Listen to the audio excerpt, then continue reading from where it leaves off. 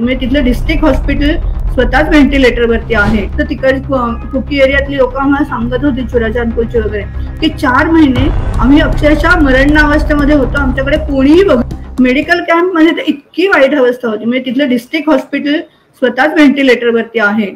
इतकं वाईट परिस्थितीमध्ये, कारण सरकारकडनं काहीच मदत नसल्यामुळे औषधं येत नव्हती. बाकीची मदत कॅम्प मधली तर ती गेले, म्हणजे जेव्हा सुरू झाला होता सगळा संघर्ष त्या पहिल्या 4 महिन्यांमध्ये, तर तिकडे कुकी एरियातली लोक आम्हाला सांगत होती चुराचांदपूरची वगैरे की 4 महिने आम्ही अक्षरशः मरणावस्थेमध्ये होतो. आमच्याकडे कोणीही बघत नव्हतं. आम्हाला कोणी काहीही मदत करत नव्हतं. आम्ही कसे जगलो हे आमचं आम्हालाच माहिती.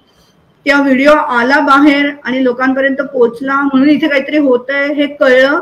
त्यामुळे सरकारची सगळीकडे ज्या वेळेला नाचक्की झाली, राष्ट्रीय आणि आंतरराष्ट्रीय पातळीवरची त्यांची नाचक्की झाली, तेव्हा जरा सरकारला लाज वाटली आणि आम्हाला डाळ तांदूळ द्यायला लागले. पण ते सुद्धा इम्फाळहून सहज मार्गाने 40 किलोमीटरवरनं ते पोहोचणं शक्य होतं. इम्फाळहून चुराचांदपूर पर्यंत इतका कमी अंतर आहे, 40-45 किलोमीटरचं.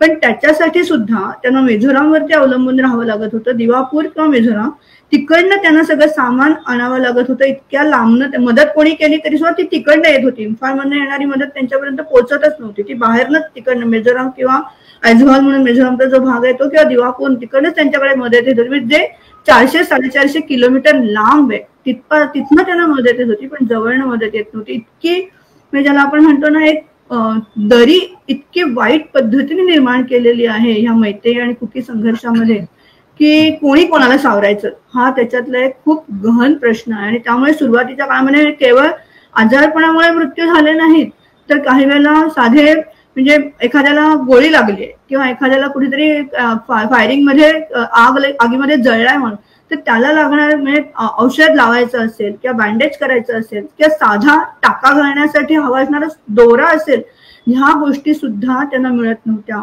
त्यामुळे अनेक जणांना गँग्रीन झालेलं आहे. त्या जखमा उघड्या राहिल्यामुळे त्याच्यातनं इन्फेक्शन होऊन त्याच्यामध्ये सुद्धा माणसं मेलेली आहेत.